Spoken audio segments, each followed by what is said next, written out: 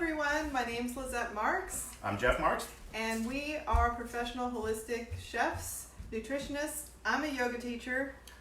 I'm not.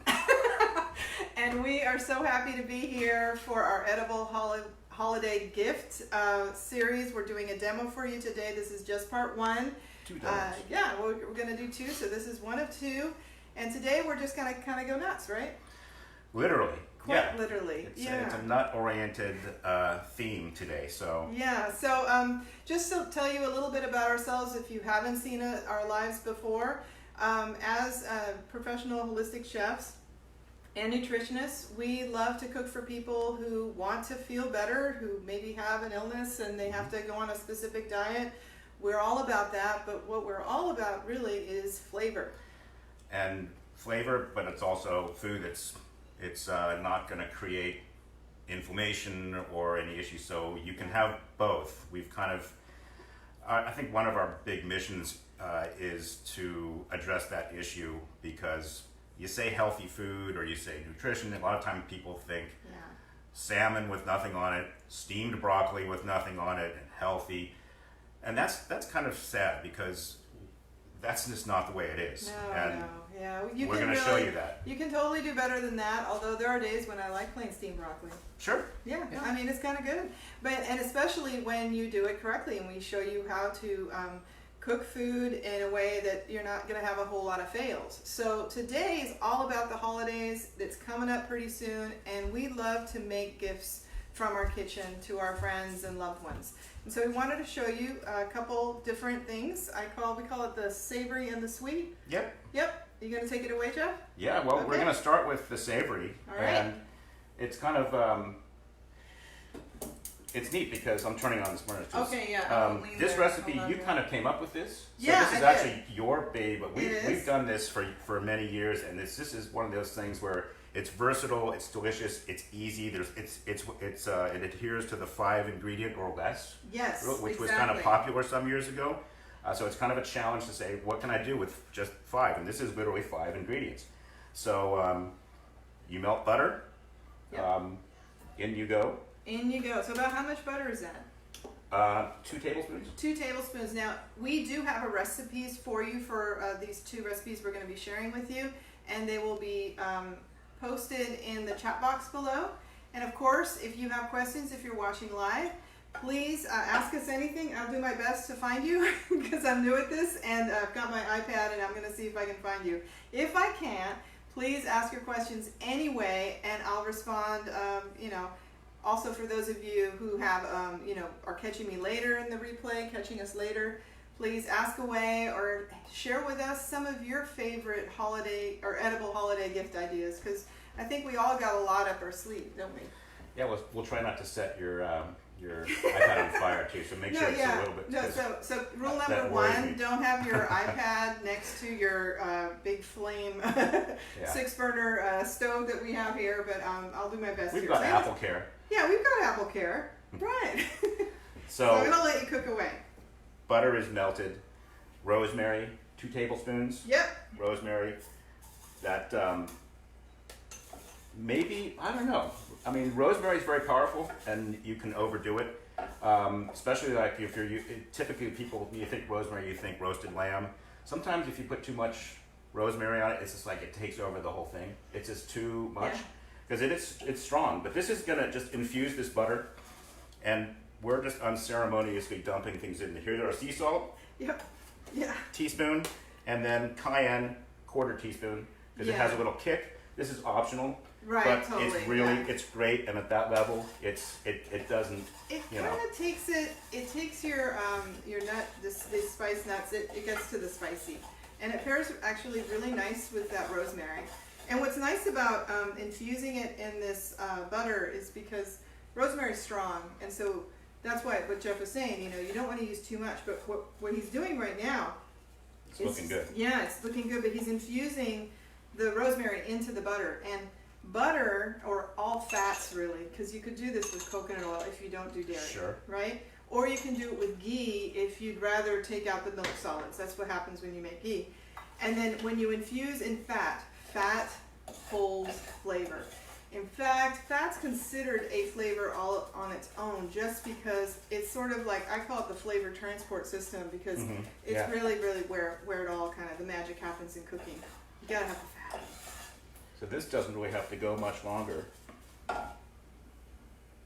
Then we put in, this is half the amount that is in there. So this is 2 cups of walnuts. These have been toasted, 325 for like 10 minutes or so. Yeah, about 8 to 10 minutes. They're already toasted. Stay around. So some of the flavors already, it's kind of expanded that. Yep. And then that goes in, and you just want to stir this. Yep. So that it's totally incorporated, and so everything is covered. Turn that off. Perfect. So you can see how this comes together really fast, and then all you do is you put this in the oven on a low heat. Right. And you want to show, because we can swap out, and I like to preserve, like when you're doing a lot of baking on, for the holidays or anytime really, it's good to save some of the stuff that you're doing. Like here, what I want to suggest is, what Geoff did was he lined this little quarter sheet. This is called a quarter sheet, so it's smaller than your standard size cookie sheet. You can get these at a culinary store, like a chef supply store, and they come in like this quarter sheet, then half sheet, then full sheet.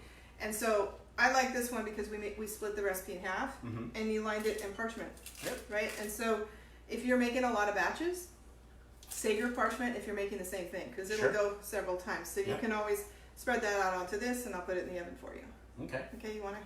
There you go. So from this point, and another thing, once you're done doing this, don't clean out the pan, since you've got butter and all this nice flavor. Saute some onions and garlic in there, rather than rinsing it off. Yeah. You've already got this great flavor in this saucepan. So, so this is the finished product, and to give it as a gift, give them a mason jar, and it's nice to, if you got a piece of twine and you could make your own little label. Or raffia. So it's kind of like artisanal, even though that word is being expired. Yeah. No one's saying artisanal anymore. Okay. So I want to ask those of you out there who might be watching or catching us on the replay, who's crafty? Because we cook, we love to make things. I think that's what our craft is, right? It's cooking.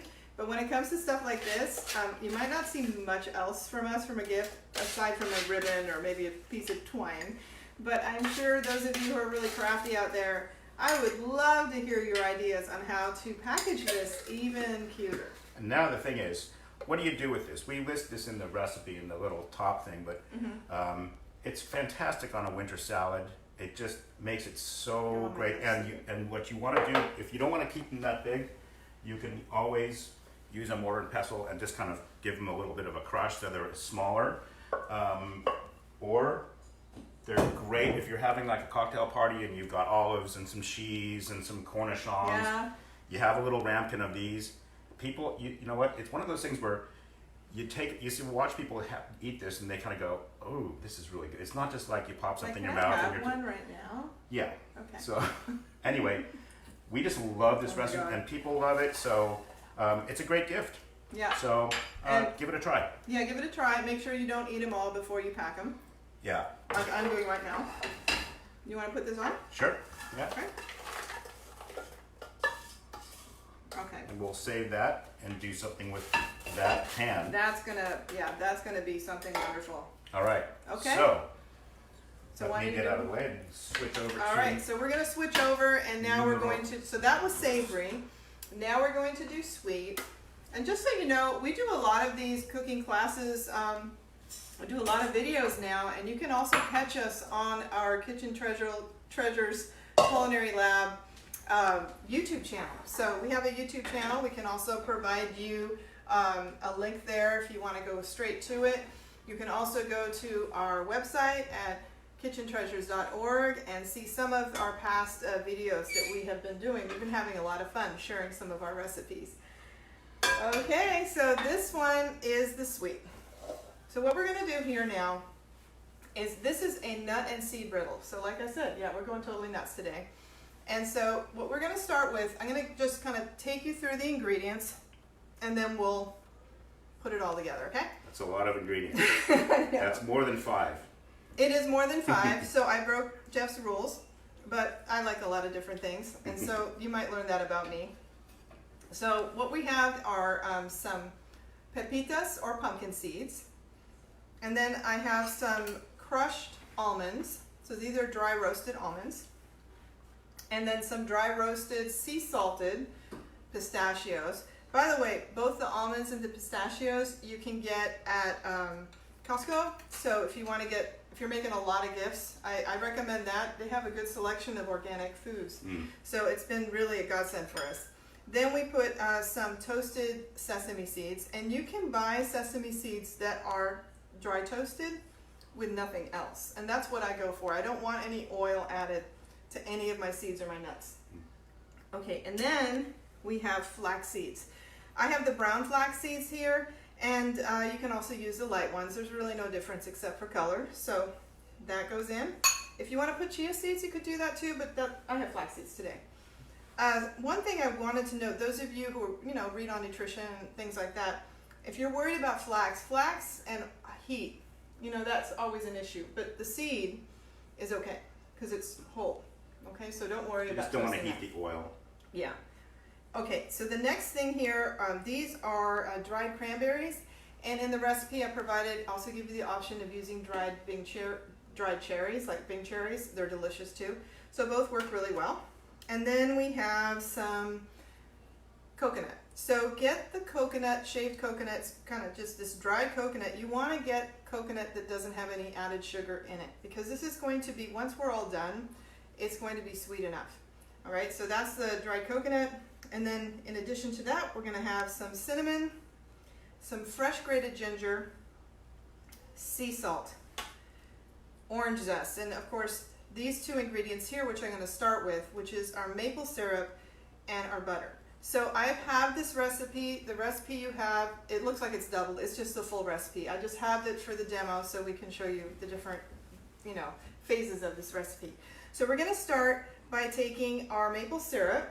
And so let's get our pot here first. And I'm going to heat that up. So we're going to warm up the maple syrup and melt the butter. Let's get that butter in there and let it melt. So while that's happening, we'll do the other step. So sometimes you can kind of multitask, right, in cooking, especially if you've got two tasks here. They're just kind of mellow. And so we're just going to let that butter melt and infuse into the maple syrup. And then we have the burner on here now, and we're going to toast the pumpkin seeds. Okay, so let's get that going. Okay, we put these things away. Okay. And now we watch the grass grow. Yes, we watched the grass grow, and you know what? We were so afraid because about a little over an hour ago, the power went out, and we're thinking, oh my gosh, what are we going to do? We're going to have to postpone this. And so, please know that if for some reason the power doesn't go out, we disappear. Yeah. It's rainy and windy here today. It's a nice day to cook. It's kind of nice looking out the window when you're in here, and it's kind of a nice feeling. I love it. So when you're toasting, I want to just explain a little bit about toasting nuts. You do not need any oil. You do not need any water. Remember, you're toasting it. So this is a dry heat cooking method. So you just want to get that flame on there and toast them. Some people like to practice, flipping their food, like, those, showy chefs. We're not showy chefs, by the way. Hot shots. Yeah, no, hot shots. And I like to pretend, access my inner hot shot sometimes, but I'm not that much of a hot shot, really. I'm not. I just want to toast these things. Makes for a great photograph when you're doing it and the things are flying up to book cover. Yeah, you know what happens afterwards? Half the food falls into your stove. Just FYI. Although, hey, those of you can do it. I totally yes. But we have fun. So anyway, shake your pan when you're toasting your pepitas, pumpkin seeds, and then they'll start to pop a little. Once they pop, then you can smell it. You can when they're totally smell toasting, it. Yeah. So you know when it's done. Once they're done, then you want to put them and transfer them onto a cold plate.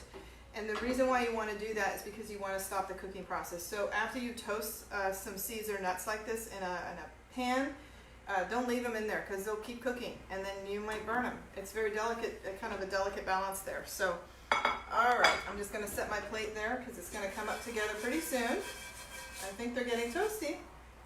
Pretty close. And then while we're doing that, I'm going to just sort of get into the other ingredients and just want to share with you a few tricks. Okay, so later on we'll be using some fresh ginger. I already grated my fresh ginger, but I wanted to show you a really simple way to get the peel off your ginger. Use a spoon, don't use a peeler. So what you do is you take just a clump of ginger. You know, I have a big ginger claw, I just took a little piece. And then you just lean it right here. And then you're just going to scrape it with the tip of a spoon. And once you do that, I hear the pop, Geoff. Yep. Once you do that, okay, then you can grate it. And so there are two different grate sizes you can do. So this is a larger one. This is so that I can get bigger pieces of ginger. I kind of like that one, but you could go with a microplane, a smaller one. And I think I have one right here. There it is. So let me just get it. Here's the microplane right here, and this will make a smaller piece. But I'm going to use the bigger one because if I use the tiny one, and I did, it kind of makes it a little mushy. And so I just want a kind of a pieces. We're just going to grate very carefully. And just so you know, grating, grating accidents are pretty common. So watch your knuckles, guys. Don't be too crazy. Okay, so we just take that piece out. I'm going to add it to my mise en place. And I think we got it. Okay, let's hang it to the plate. Okay. Beautiful. Okay, I'm just going to scrape this. This is a bench scraper. Someone in a couple lives ago asked me what these are. These are bench scrapers. You can actually get this at the hardware store, or you could go to a cooking store, but these are fantastic. All right, so once those nuts are done, I think we can take that from there and put them in the bowl. Okay. And we got that off. Okay, so now we're going to start putting stuff together. It's really easy. So before we finish up with the maple syrup and the butter all melted, which it's all melted down, I'm just going to put a couple pinches of salt in here. And then we'll stir that through. Let's see, let's stir it through with that. Okay, and then once that's done, now I added the pumpkin seeds, and now we'll add the crushed almonds, pistachios, and in your recipe, see, this is about half the amount. So this was a half a cup of almonds, and I used a half a cup of pistachios. But again, it's double in your recipe, which you can totally get right on the chat box, right? Yep. So anyway, so now we've got some the flax seeds here. So we've already got some great protein and fiber. So even though this is a sweet treat, it's actually, I find it to be a little balancing. So it's a good snack to have. It doesn't have too much sweet in it really when you think of the total amount. Yeah. And then we have next is these, what are these called? These dried fruits? Cranberries. Like what am I doing? Okay. That's why I'm here. That's why he's here to help me. These are sesame seeds. Full of calcium, magnesium. See, there's lots of nutrients in this. I could go down the list. If you are interested, please ask if you want to know what the benefits of some of these are. We've got that in our noggin here. Okay, so now that's that. And now we have the coconut. Yeah, coconut. So that really is why I'm here. That's really why he's here. No, you're here for more reasons than that. But I'm actually learning. So. You are learning. Yeah. See, we're all learning. So now, before we do this, before I put the coconut in, let's put half of this mixture in so I can stir it through. So I want half of the butter and maple syrup mixture, and let me stir it through. Okay. Okay. Just like that. Okay. And then we're going to need we do have one. Okay, great. We have a little order sheet. So coconut, dried coconut, no sugar. So there are packages out there that have sugar in them. Don't get those. Get the ones without the sugar. There's some great brands out now. Read the labels. Yes, please read your labels. And don't worry about pre-toasting. I like to toast, but this is going to get toasty once it's in the oven. So just put them in there. I don't know if you can see this, but there it is, guys. It's looking pretty good. Hopefully that looked okay to you. It looks good here, and it smells delicious.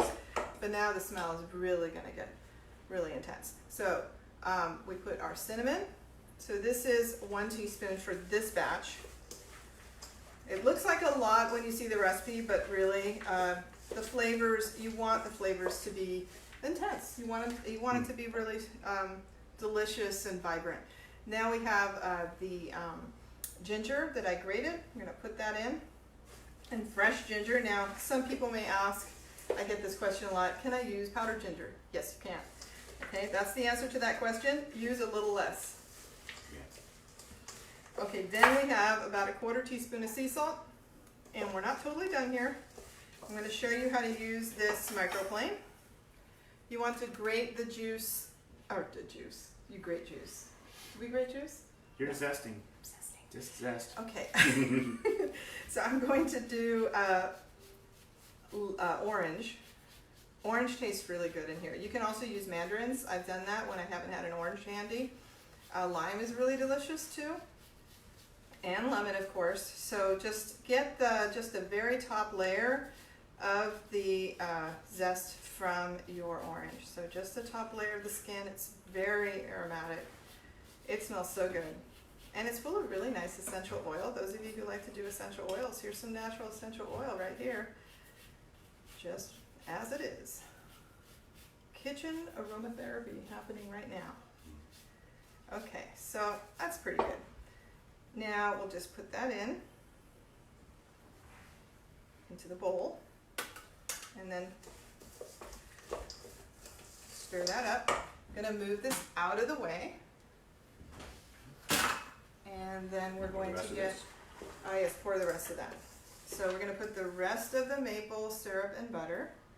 It seems like a lot, but this coats the nuts and seeds very well and just turns it from something that might be, toasted nuts and, a little lower sugar version.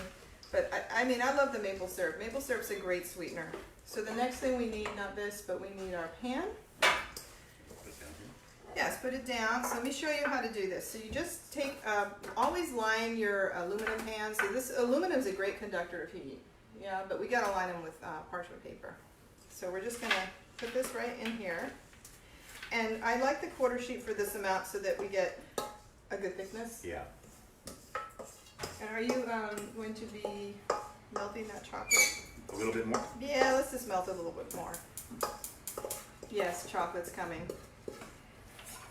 Okay, so now you spread this across. So you can see I'm spreading it across my parchment lined baking sheet. And then we're going to pat it with the back of the spoon. I go all the way to the edge. And I kind of look for holes, like sometimes when you spread it, you want to make sure that it's even, that every inch of this is a nut and a seed and coconuts and dry fruit. So we just spread it right across, and literally this is like a perfect size for half the amount. So you can go with a larger sheet, of course, if you're making the full amount. Goes across. Last Thanksgiving, I actually made this dish, and we, instead of making pumpkin pie, we made pumpkin pot de creme, and then we crumbled these on top. Now, how good is that? It was crazy good. It was crazy good. It's like, do we need to make pumpkin pie anymore? I don't know. People didn't miss it. No, they didn't. So this, So yeah, it was so good. Okay, so now, this goes in the oven at 350 degrees for about 30 minutes. So it takes a little more time. I see a hole there, so let me fix it. And then once it is done, you can actually do what I'm doing right now, a little more, and then let it cool. Let it cool completely. It's going to look like this. So we'll just show you what it looks like.